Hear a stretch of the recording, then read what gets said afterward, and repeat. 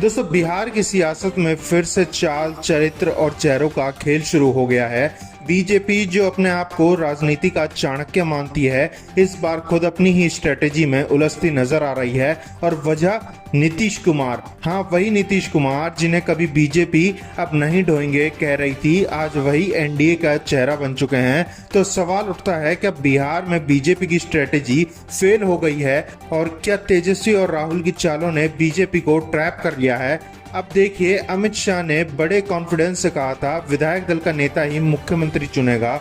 मतलब साफ था नीतीश कुमार को साइडलाइन करने की कोशिश। लेकिन हकीकत कुछ और निकली। डिप्टी सीएम सम्राट चौधरी ने खुद कहा नीतीश कुमार थे, हैं और रहेंगे मुख्यमंत्री। और उनके साथ सुर से सुर मिला रहे हैं एनडीए के साथी उपेंद्र कुशवाहा, जीतन राम मांझी और यहां तक कि जेडीयू के कार्यकर्ता अध्यक्ष संजय झा, जिन्हें लोग अमित शाह का आदमी मानते हैं। तो साफ है बीजेपी की नो सीएम फेस वाली स्ट्रेटेजी बिहार में फुस हो गई है। मतलब बीजेपी ने स्ट्रेटेजी बदली नहीं, स्ट्रेटेजी ने ही बीजेपी को बदलाव दे दिया। अब बिहार में स्थिति यह है कि मोदी जी की रैली में चिराग पासवान बोलने उठे और मोदी जी ने खुद रोक दिया। फिर मंच पर चिराग ने नीतीश कुमार के पैर छुए। अब इसे राजनीतिक माफी कहिए या मोदी की मास्टर स्ट्रोक, साफ है कि बीजेपी को नीतीश के आगे झुकना पड़ेगा। याद रखिए, 2020 में चिराग पासवान को ही भेजा गया था नीतीश को कमजोर करने के लिए, और अब वही चिराग पासवान नीतीश को फिर से विकास पुरुष बोल रहे थे। पॉलिटिक्स में इसे कहते हैं 360 डिग्री यू टर्न।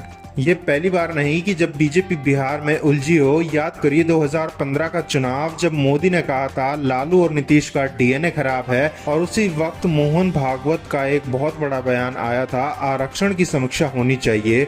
नतीजा, पूरा चुनाव पलट गया। बीजेपी को आखिरी हफ्ते में रैलियां कैंसिल करनी पड़ी और जेडीयू राजद ने बिहार में जमीन खिसका दी। अब 2025 में भी बीजेपी वही गलती दोहरा रही है। इतिहास गवाह है, बिहार को दिल्ली वाले अंडर एस्टिमेट करते हैं और वही हारते हैं। अब बात करते हैं विपक्ष की स्ट्रेटेजी की। महागठबंधन ने जानबूझकर देरी से सीएम कैंडिडेट का ऐलान किया ताकि सबको क्लियर हो जाए नीतीश कुमार का नाम नहीं आने वाला, और हुआ भी वही। बीजेपी का वेट एंड वॉच वाला प्लान गया पानी में।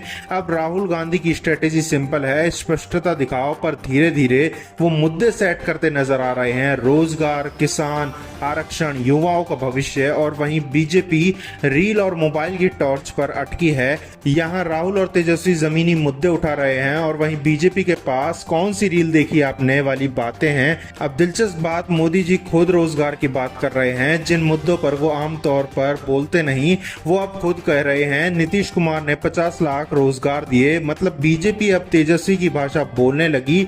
वो मुद्दा जो विपक्ष ने सेट किया, उसी पर बीजेपी डिफेंस खेल रही है। अब इसे कहते हैं नैरेटिव लूज हो गया। तो दोस्तों, बिहार में मुकाबला कांटे का है। वोट वाइज सर्वे भी यही कहता है। महागठबंधन थोड़ी बढ़त पर है और बीजेपी परसेप्शन की लड़ाई हारती जा रही है। लेकिन एक बात तो पक्की है, बीजेपी आखिरी बॉल तक डटी रहेगी और आखिरी बॉल पर छक्का मारने की कोशिश भी करी जाएगी। सवाल बस इतना है, क्या इस बार नीतीश का विकेट बीजेपी को गिरने से बचाएगा या फिर बिहार में फिर से कोई सियासी चमत्कार होगा। आपका क्या मानना है दोस्तों, बीजेपी की स्ट्रेटेजी बदली या बिहार में बीजेपी को बदल दिया? कमेंट्स में जरूर बताइए, वीडियो शेयर करिए और चैनल सब्सक्राइब करना मत भूलिए। जय बिहार, जय लोकतंत्र।